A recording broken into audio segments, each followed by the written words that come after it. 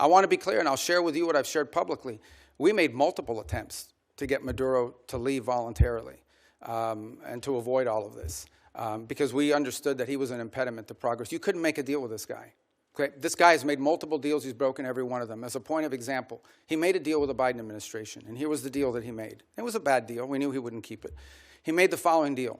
Pardon my nephews, his nephews, who were convicted narco-traffickers, convicted already and serving time in jail. Pardon them.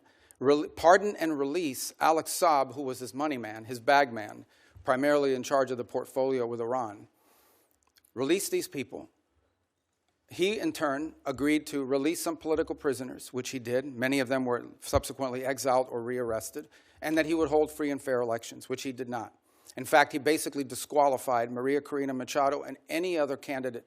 And Edmundo Gonzalez ends up being the nominee for the opposition party simply because they forgot to ban him. And they forgot to put him on the ban list. And then despite that, he loses an election that everyone around the world recognizes an illegitimate election.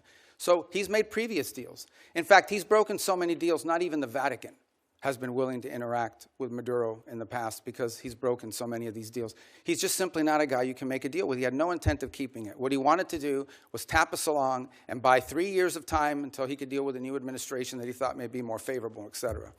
He was an impediment to progress. None of the things we're talking about now, not the release of political prisoners, not the transition of the oil industry to a legitimate oil industry, not the erosion of Iranian, Russian, or Chinese influence. None of these things would have been possible as long as Maduro was there.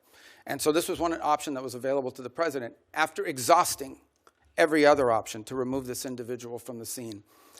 Again, I'm not here to tell you these are all going to be roses along the way and it's all going to go perfectly. But for the first time in 20 years, we are having serious counter-narcotic talks with Venezuelan authorities about going after narcotics organizations. For the first time in 20 years, we are having serious conversations about eroding and eliminating the Iranian presence, the Chinese influence, the Russian presence as well. In fact, I would tell you that there are many elements there in Venezuela that welcome a return to establishing relations to the United States on multiple fronts. We are at the end talking about a Western country that has a long history of cooperation and work with the United States. At one time, Venezuela, pre-Chavez, was a very strong U.S. ally. And we hope to get back to that point. We're not there. This thing still is in its infancy. But I certainly think a lot of progress has been made in that regard. Hey, just a minute before you move on. I want to say thank you for watching and for supporting us. It's you, all of our viewers, our readers, and our listeners who make everything that we do possible. So thank you from everyone here at PBS News. Support journalism you trust. Support PBS News. Donate now, or even better, start a monthly contribution today.